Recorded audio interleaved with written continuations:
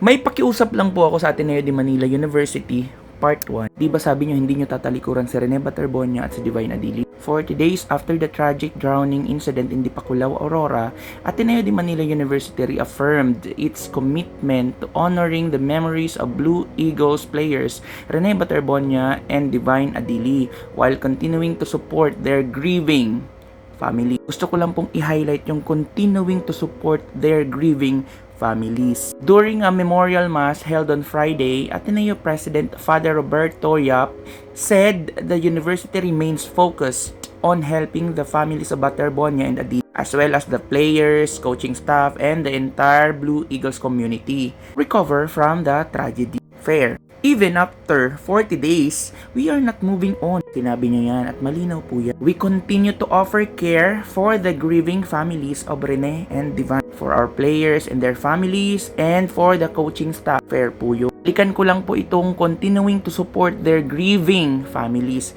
Grieving family. Ngayon po, una ko pong pakiusap. Kung pwede nyo pong tanungin itong mga taong ito. Harapan po yan mismo ni Ian Espinosa. Yes, sa memorial mass para kay Rene at Divine Adili. Kapag sinabi nyo po kasi diba, continuing to support the grieving family. Siyempre kasali dyan sila Rene at si Divine Adili. And siyempre, we can also comprehend that you are supporting the families morally. Pakitanong nga po kung bakit sila tumatawa dito. Ki-confirm kung tumatawa sila mismo during the mass. Kasi kahit po dito may mga nagtatanong, may time pa tumawa. Bakit parang natawa yung dalawa nasa harap? Pansin ko din, may nakakatawa ba? Nagtatawanan sila, may nag-zoom na ng video, tapos may mga sinabi pa dito. Eto pa po, ayoko nang basahin. Available po yung video dito sa Sports on Air. At may mga nakapag-screen record din po sa galawan nilang dalawa. Baka meron pang iba. Ang tanong po, bakit tatawa ang nagsasalita po dito sa Espinosa? Ikalawa ko pong pakiusap, pwede nyo pong i-confirm itong bebob na ito kung sa inyo po ba ito, kung taga-add mo ang author or administrator po nitong page na ito. May mga panglalait sila ditong post, may mga pananako, may mga pakulto, at marami pang mga foul words. Para sa amin, hindi po siya nakaka-moral support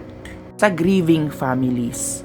Baka isipin nyo po unfair naman, kayo lang mga basher ang pwedeng mambash sa atin. Pero hindi po kasi kami nagsabi na we are supporting you morally, financially, spiritual. Kayo po ang nagsabi that you are going to support the grieving family. Pasensya na po, madami po kaming nakikiramay sa pamilya. Pero don't worry po, kinukondin ako din po sa content yung sobra naman ang pong magsalita at may mga tinutumbok na talaga. Finally po, itong si Pepe Ala, kiusap ko po, baka gusto nyo lang po siyang kausapin. If you really are not turning your back to these families, you are going to continue to support, you might want to consider Pepe Alas na tumigil sa pantutuligsa sa mismong ina ni Rene Baterbonia. Part 2 ko po sasabihin yung mga karumal-dumal na mga sinasabi niya against sa magulang, specifically sa nanay ni Rene Baterbonia. Sample, famous daw ang nanay ni Rene Baterbonia. Kulto daw ang fans ni Rene Baterbonia. Explain nyo sa kanila kung ano yung kulto. Ano yung ginagawa ng kulto? Ano yung galawan ng mga miyembro ng kulto? Kasi parang hindi niya po alam. At ginagamit daw ang anak sa maling paraan. Again, you said earlier,